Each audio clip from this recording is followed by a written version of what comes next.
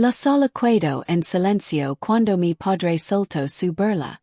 Se la dieron por sangre, no por violencia. Dijo mientras el general sujetaba el corazón púrpura para colocarlo en mi pecho. Había sobrevivido a Kandahar con metralla incrustada en el cráneo. Pero nada dolió más que ese comentario. Entonces el general sacó una carpeta selada. Y su voz se volvió fría. Lo que reveló sobre mi propia familia hizo que la emboscada pareciera casi misericordiosa. No empezó con la traición. Empezó con la responsabilidad. Tenía 12 años la primera vez que pagué la factura del agua sin decir nada. Mi padre había estado bebiendo otra vez. Y mi madre estaba demasiado ocupada limpiando cosas para notar el aviso rojo pegado en la puerta. Lo escondí, monté mi bicicleta y conduje 8 kilómetros hasta el buzón del servicio público, usando el dinero que había ahorrado por cuidar niños. Dinero que estaba guardando para unos tacos de fútbol que jamás compraría. Ese era mi ritmo de vida. Arreglos silenciosos, esfuerzos invisibles. Sostener todo antes de que se rompiera por completo. Papa solía decir que yo era la fuerte. Construida diferente. Murmuraba cuando lo ayudaba a cambiar el acito y levanta cosas que leía en y siquiera tocaba. Pero cuando me enlista los 17. Ese orgullo se volvió veneno. Ahora crees que eres mejor que nosotros. Gritó, golpeando su taza contra la mesa. No había ningún negocio familiar. Solo trabajos ocasionales cuando alguien no había oído hablar del temperamento de mi padre. Pero aún así actuaba como si yo hubiera abandonado un legado. Mi madre loro, pero no por las razones que esperaba. Solo quiero que estés segura, dijo. Pero 2 semanas después, me preguntó si podía empezar a enviar dinero a casa. Solo hasta que se recupera. Cal nunca se recuperó. Y si lo hizo, usó esas fuerzas para huir de trabajos, de responsabilidades y de cualquier cosa que lo exigiera madurar. Dormía en sofás ajenos, acumulaba multas. Y luego me llamaba desde algún número desechable con la misma voz que usaba cuando de niños rompía ventanas. Harper no te enojes, pero Leah era más sutil. Presentaba cada petición como si fuera por mi bien. ¿Quieres que tu sobrina tenga una buena Navidad, verdad? ¿No quieres que me retire de la universidad? ¿Oh sí? Le pagué la matrícula más de una vez. Me agradeció una sola vez. Con los años las peticiones crecieron. Renta, reparaciones del coche, emergencias veterinarias, dinero para fianzas.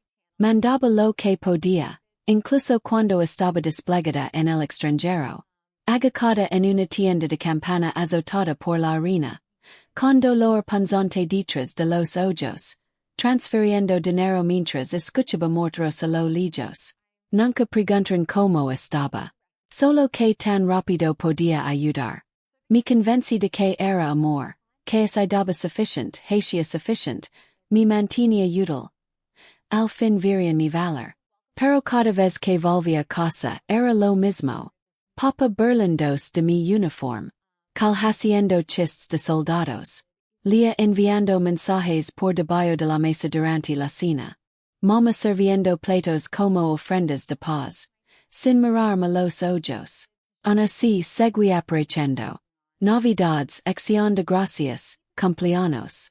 Me presentaba con mi uniforme de gala. Esperando que preguntaran por mis misiones.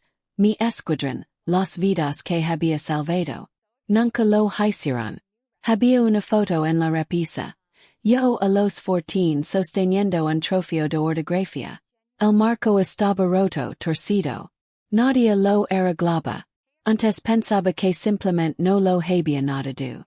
Pero después de todo entendí que si lo notaran, simplemente no les importaba. La ceremonia del Corazón Púrpura se suponía que iba a ser el momento en que todo cambiara. Lo había imaginado 1000 veces. Mi familia levantándose, llorando de orgullo. Quizá incluso aplaudiendo. Me imaginaba mi padre aplaudiendo más fuerte que nadie. Por fin viendo todo lo que había cargado. Ese pensamiento me sostuvo durante noches en las que el dolor punzaba tan fuerte que no podía dormir, mientras los recuerdos volvían en destellos quebrados. Pero en la realidad llegaron tarde se arrastraron hasta la tercera fila. Y parecían aburridos. Papa ese sento rígido, brazos cruzados, mandíbula trabada como se estuviera en una consulta dental. Cal murmuraba chistes. Lea no apretaba el pulgar de su teléfono. Y mamá. Ella lo intentó. Pero el modo en que apretaba su bolso contra el pecho decía más que su sonrisa forzada. Los oficiales alrededor estaban orgullosos, erguidos, con medallas reflejando las luces del escenario. Ascension mientras así lion expedientes de servicio. Cada palabra ganada con fuego y sacrificio. Y aun así yo sentía el frío de mi propia sangre. La única fila que evitaba mirarme. Entonces dijeron mi nombre. Avance, con las piernas firmes, la espalda recta. Mi uniforme era como una segunda piel. Los aplausos fueron cálidos, respetuosos, pero apenas los oí por el ruido en mis oídos. Mira el general. Él inclinó la cabeza. Y justo cuando iba a colocar la medalla en mi pecho, él se rompió con la voz de mi padre. Se la dieron por sangre, no por violencia. Golpeó más fuerte que la explosión en Kandahar. El público murmuró. Alguien dijo. Dios mío. Pero yo no me moví. Ni un parpadeo. Solo sentí que me hundía dentro de mi propio uniforme. El general tampoco se movió. Su mano quedó congelada en el aire. Entonces cambió todo. Sacó una carpeta manila selada. Algo que no estaba en el guión. Damas y caballeros, dijo con voz grave. Estamos aquí para honrar a la sargento Harpaquin por su valencia en Kandahar. Pero hay más en su historia. Y ustedes merecen saberlo. Abrió la carpeta. Yo apenas podía respirar. La emboscada que hirió a la sargento Quinn no fue aleatoria. Continuó. Nuestra investigación concluyó que información sobre el movimiento de su unidad fue filtrada, comprometida. Desde dentro. La sala se congeló. Incluso Lea levantó la vista del teléfono. La fuente, dijo endureciendo la mirada, fue su propia familia. Después de la ceremonia no fui a la recepción. No hablé con la prensa. Camin recto hacia afuera pasando entre caras atenidas. Hasta el estacionamiento. Me temblaban las manos tanto que fue la lave 3 veces antes de encender el coche. Durante 2 días apagué el teléfono. No en silencio. Apagado. Sin llamadas perdidas. Sin mensajes. Sin disculpas disfrazadas. Luego entré a la oficina del investigador y dije 5 palabras que jamás imaginé decir. Estoy lista para dar mi declaración. Partir de ese momento dejé de sobrevivir en silencio. Empecé a mirar de frente. El equipo de OSI no tuvo piedad. Me mostraron transferencias bancarias de Meridian Research, una cuenta familiar compartida por los Quinn. Pagos regulares, crecientes. Siempre coincidiendo con información sensible. Cambios de patrola, rotations, movimientos de vehículos. Record cada uno de esos cambios. Cada riesgo que asumí. Y ahora sabía que, mientras yo intentaba proteger mi escuadrón, alguien en casa ya había vendido nuestra seguridad. No confronta mi familia. No. Cambié mis cuentas bancarias. Conceal los pagos automáticos de la matrícula de Lea y las facturas de Kyle. Conceal el almacén que había estado pagando durante años para guardar esos muebles. Transferí mis comunications a nivel clasificado. Y empecé terapia. En mi primera sesión permanecí en silencio 10 minutos. Luego pregunté. ¿Sigo siendo traición si no quieren lastimarme? La terapeuta me miró. Sangraste menos porque no querían. Eso quebró algo dentro de mí. Empecé a documentarlo todo. Mensajes, recuerdos, fechas. Grave viejos correos. Revise notas que había ignorado. Todo estaba allí. Siempre lo estuvo. Solo que ahora lo vea. Paso un mes. Luego dos. Una mañana. Lea escribió. Se vence la renta. ¿Puedes cubrirla? Le respondí con una sola palabra. Mo. 3 minutos después. Kyle Lamo. Directo al buzón. Luego llegó un mensaje grupal de mi madre. Harper, no sabemos qué están diciendo, pero seguimos siendo tu familia. No respondí. Imprimí el mensaje. Sobre la palabra seguimos. Lo guardé en mi expediente. Seguimos siendo tu familia. Como es ese título barara la sangre de sus manos. No buscaba venganza. No quería arruinarlos. Solo quería silencio. Libertad. Y la tomé del único modo que sabía. Dejé de explicar, de rescatar, de responder. Y en ese silencio, respirar por primera vez. Mi familia lo notó. Y cuando entendieron que no volvería. En I con dinero, en I con explications, en I con perdón, subieron el volumen. Mi madre empezó con culpa. Sobres azules legaban cada semana. Palabras dulces, memoria selectiva. Nunca quisimos herir Harper. Las familias cometen errors. Pero este silencio nos está matando. Nunca mencionó el dinero. Ni a los soldados. Ni la carpeta del general. Solo su propio dolor. Kyle intentó el encanto. Apareció fuera de mi edificio una noche. Apoyado en un coche prestado. Como si nada hubiera ocurrido. Entonces, vamos a cenar. Arreglemos esto. No respondí. Camin directo al interior. Me siguió unos pasos antes de gritar. ¿Crees que eres mejor que nosotros? Ese uniforme solo te volvió fría. Lea explotó. Publicó un mensaje en redes sociales. Lo suficientemente vago para evitar problemas legales. Pero lo bastante directo para causar daño. Algunas personas creen que la guerra les da derecho a abandonar a su propia sangre. Tener una medalla no significa que no destruyas de tu familia. Los me gusta no tardaron en llegar. Los comentarios también explotaron. Personas que no veía desde la secundaria me etiquetaban preguntando qué estaba pasando. No respondí, pero guard capturas de pantalla.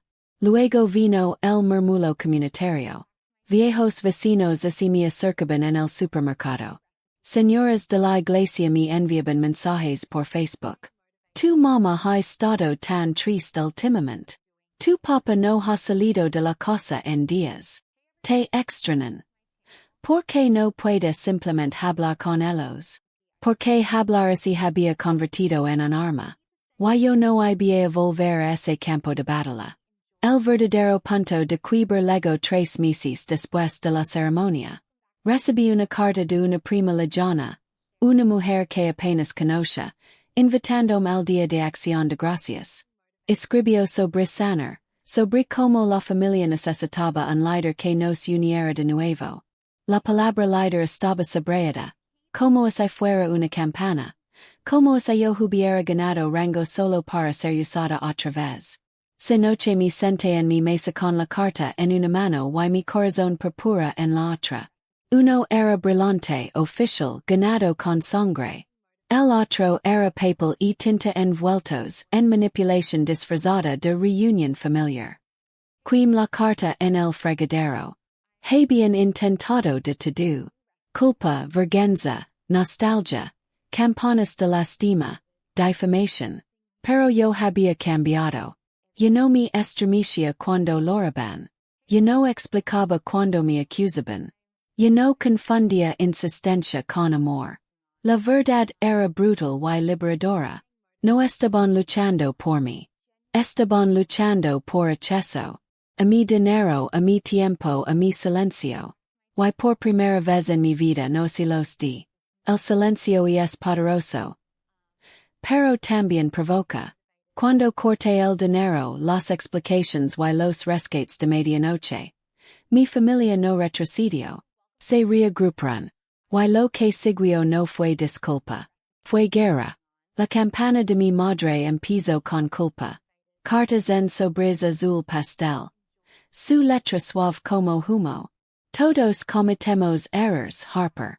Las familias perdonan. No dejes que el orgullo nos destruya.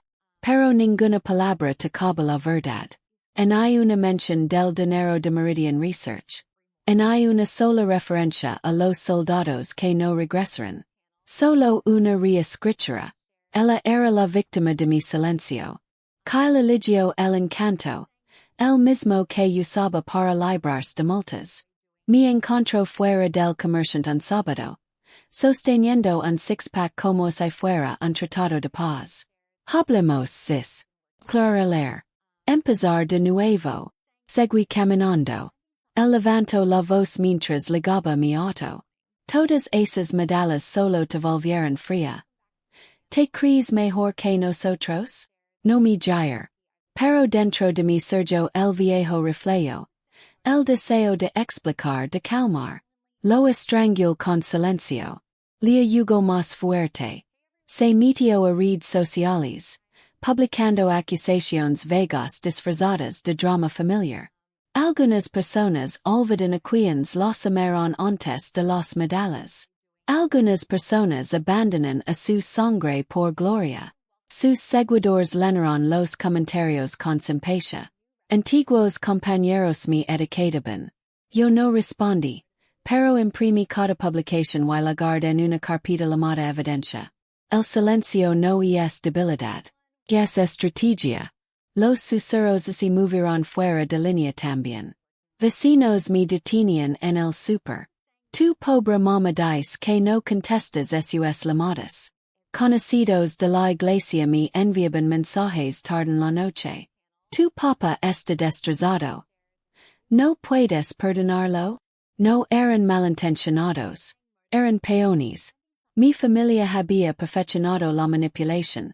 Y ahora la comunidad era su megafono. Luego legó la actuación final. Invitations de acción de gracias enviadas por primos que no había visto en años. El texto era estratégico. Te necesitamos, Harper.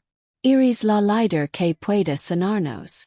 Líder subrayado dos veces. No me querían en casa. Me querían útil. Sostuviese carta en una mano y mi corazón púrpura en la otra. Un objeto era pasado, real, ganado entre polvo y fuego. El otro era delgado y falso. La carta terminó en llamas en el fregadero.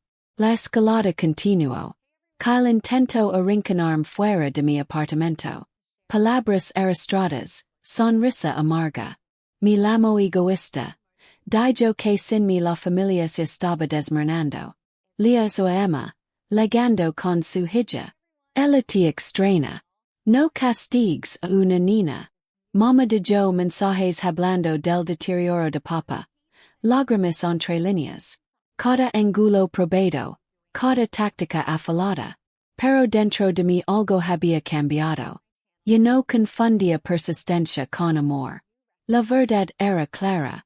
No luchaban por mí. Luchaban por lo que obtenían de mí. Y por primera vez no lo obtuvieron. 5 años después, estaba en el mismo salón donde todo se rompió. Pero esta vez no recibía una medalla. Daba una conferencia. Capitana Harper Quinn, entrenando a oficiales jóvenes sobre seguridad operativa. Mi historia se había convertido en un caso de estudio. Les dije lo que nadie quiere creer.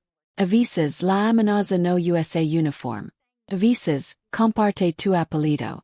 El silencio cayó sobre la sala. Después, una sargento joven me tomó del brazo. Sus manos temblaban. Mi mamá siguió pidiendo mi horario de despliegue. Quer nombres tiempos de tales. Se siente mal. Confía en tu instinto, le dije. Documenta todo. El silencio te da tiempo. El tiempo te da seguridad. 6 meses después, su documentación destapó otra filtración familiar.